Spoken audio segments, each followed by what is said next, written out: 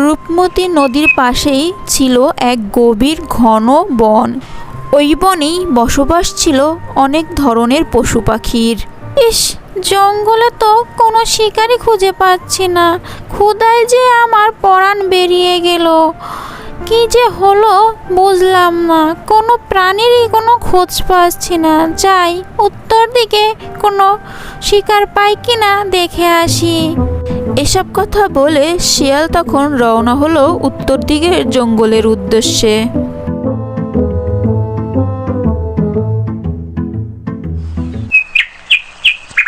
অন্যদিকে আজ সারাদিন বনে ঘুরলাম, কোনো খাবারই পেলাম না। কি যে করি, দিনে দিনে জঙ্গলে মনে হচ্ছে খাবারের সংখ্যা কমে যাচ্ছে। আজ মনে হয় না খেয়েই থাকতে হবে। কাক যখন এসব কথা বলছিল তখন ওই পথ দিয়েই শিয়াল যাচ্ছিল।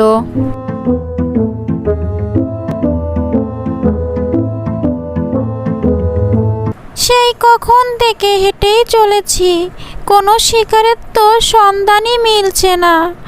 সারাদিন কি এভাবেই না খেয়ে থাকতে হবে? ক্ষুধায় যে আমার পরাণটা বেরিয়ে এলো, আমি যে আর হাঁটতে পারছি না। শিয়াল যখন এসব কথা বলছিল, কাক তখন গাছের উপরে বসে সবই শুনছিল শিয়ালের কথা। শিয়ালের এসব কথা শুনে কাক তখন মনে মনে বলতে লাগে, শিয়াল যখন শিকারে বের হয়েছে তখন নিশ্চয়ই শিয়াল কোনো না কোনো শিকার আজ করবেই। এসব কথা বলে কাক তখন, কে হলো শিয়াল দাদা, একা একা কার সাথে কথা বলছো তুমি? একা একা কথা না বলে কি আর উপায় আছে? সেই সকাল ধরে না খেয়ে আছি, কোনো শিকারের সন্ধানই পাচ্ছি না। তুই কি জানিস জঙ্গলে সব পশু পাখিরা কোথায় আছে? জানবো না কেন, আমি তো সবই দেখতে পাই। আকাশে উড়ে উড়ে সবাইকেই দেখি, কে কোথায় আছে। কাকের কথা শুনে শিয়াল তখন মনে মনে বলতে থাকে, এই বোকা কাকটাকে দেখেই ভেবেছিলাম একে আমি খাবো, কিন্তু না, একে দিয়ে আমি আমার কাজ করিয়ে নেব। জঙ্গলের পশু পাখিরা কে কোথায় আছে এর মাধ্যমেই আমি খোঁজ নিতে পারবো, তাহলে আমার শিকার খুঁজতে আর কষ্ট হবে না। আচ্ছা কাক ভাই, তুমি কি আমাকে শিকার করতে সাহায্য করবে? তাহলে যে শিকার করব আমি, সেই শিকারের অর্ধেক তোমাকে দিব আর অর্ধেক আমি খাবো। শিয়ালের মুখে এ কথা শুনে কাক তো মহা খুশি। হ্যাঁ হ্যাঁ, করব না কেন শিয়াল দাদা, বলো আমাকে কি করতে হবে? বেশি কিছু করতে হবে না, শুধু আমাকে শিকারের খোঁজ এনে দিলেই হবে। কি হলো শিয়াল দাদা, কি ভাবছো এত? আজ কি শিকারে যাবে না?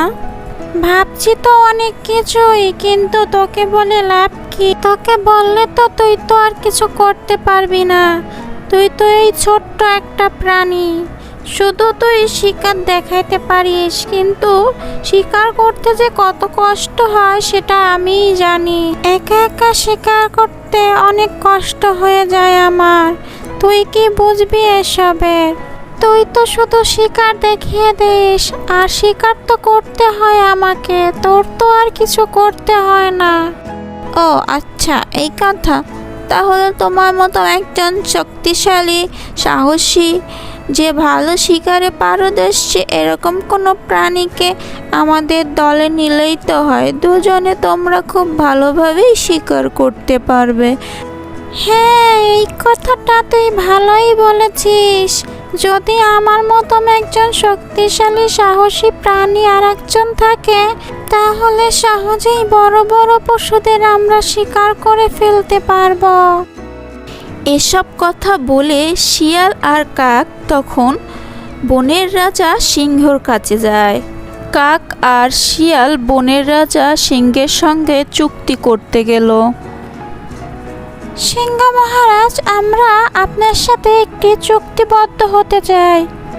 শিয়ালের একথা শুনে তখন সিংহ বলে, কিসের চুক্তি? আমাদের চুক্তি এই যে আমরা তিনজন আজ থেকে একসাথে শিকার করব। শিকার করে যা পাওয়া যাবে তা সমান 3 ভাগে ভাগ করে নেব। তিনজন একসাথে শিকার করলে কেউকে না খেয়ে থাকতে হবে না। শিয়ালের এমন কথা শুনে সিংহ রাজি হয়ে গেল। এরপর তারা তিনজনই একসাথে শিকারের উদ্দেশ্যে বের হলো।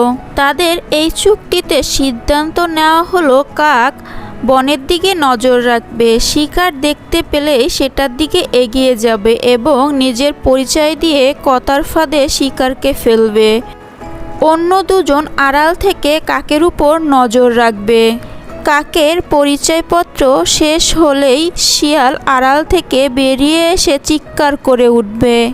শিয়ালকে দেখে প্রাণীটি তখন ভয় পেয়ে যাবে, আর যখন দৌড়ে পালানোর চেষ্টা করবে প্রাণীটি তখন শিয়ালের হাত থেকে বাঁচার জন্য সোজা দৌড় দিবে আর গিয়ে পড়বে সিংহের কবলে।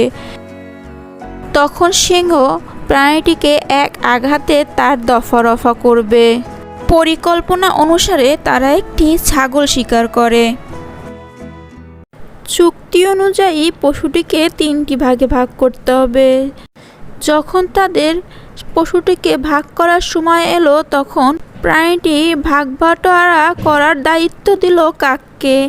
কাক তো বেজায় খুশি যে শিয়ালের থেকে সিংহ মহারাজ তাকে বেশি গুরুত্ব দিচ্ছে। যাই হোক, কাক খুব সাবধানের সঙ্গে ছাগলটিকে সমান 3 ভাগে ভাগ করলো। তারপর শিয়াল আর সিংহকে উদ্দেশ্য করে বলল, ভাগের কাজ শেষ, এখন আপনারা দুজন দয়া করে ভাগটা গ্রহণ করুন।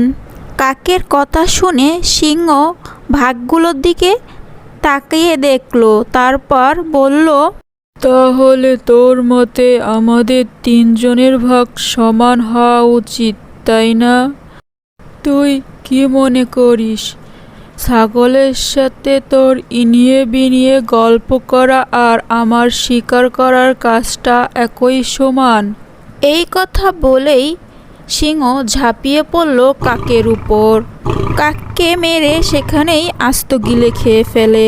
এরপর শিয়ালকে বলল, ছাগলটাকে সঠিক 2 ভাগে ভাগ কর।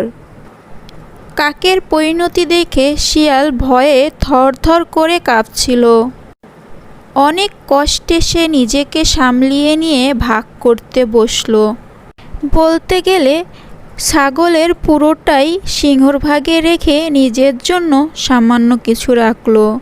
বড় ভাগটা নেওয়ার জন্য সিংহকে অনুরোধ করলো, সিংহ মহারাজ, দয়া করে আপনি আপনার ভাগটি গ্রহণ করুন। শিয়ালের ভাগ করা দেখে সিংহ অনেক খুশি হলো আর বলল, এত চমৎকার আর ন্যায্য ভাগের কৌশল তোকে কে শিখালো? সিংহের এসব কথা শুনে শিয়াল তখন বিনয়ের সঙ্গে সিংহকে বলল, একটু আগে বিড়ালের পরিণতি দেখে আমি নিজেই নিজের ভাগ করা শিখে গেছি মহারাজ। এই কথা বলে শিয়াল তখন সিংহের সামনে থেকে চলে গেল আর মনে মনে সিদ্ধান্ত নিল ভবিষ্যতে আর কোনোদিনও সিংহকে সঙ্গে নিবে না। হ্যালো বন্ধুরা, আজকের এই গল্পের শিক্ষণীয় বিষয় হলো শক্তিশালী ও ক্ষমতাবান ব্যক্তিদের সাথে চুক্তি করার সময় সতর্ক থাকা উচিত। তাদের সঙ্গে সমান আচরণ ও ভাগাভাগি করতে গেলেই বিপদে পড়তে হবে। বিশেষ করে তারা নিজেদের ক্ষমতা প্রদর্শন করার জন্য অন্যদের শাস্তি দিতেও পিছপা হয় না। এই গল্পে আরও একটি শিক্ষণীয় বিষয় হলো অন্যদের ভুল থেকে শিক্ষা নেওয়া এবং পরিস্থিতির ভিত্তিতে বিচক্ষণতার সঙ্গে সিদ্ধান্ত নেওয়াই গুরুত্বপূর্ণ।